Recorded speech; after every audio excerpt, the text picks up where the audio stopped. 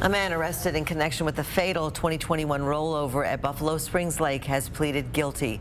On July 3rd of 2021, police said 43-year-old Dominic Pequeno was driving a Jeep that belonged to Elizabeth Tykerobe at the lake site at night. He was reportedly under the influence while driving with Tykerobe in the passenger seat.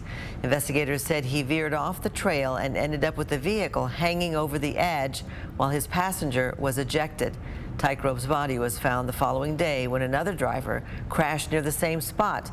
Court documents say Pequeno left that first crash scene where Tykerobe lay dead or dying.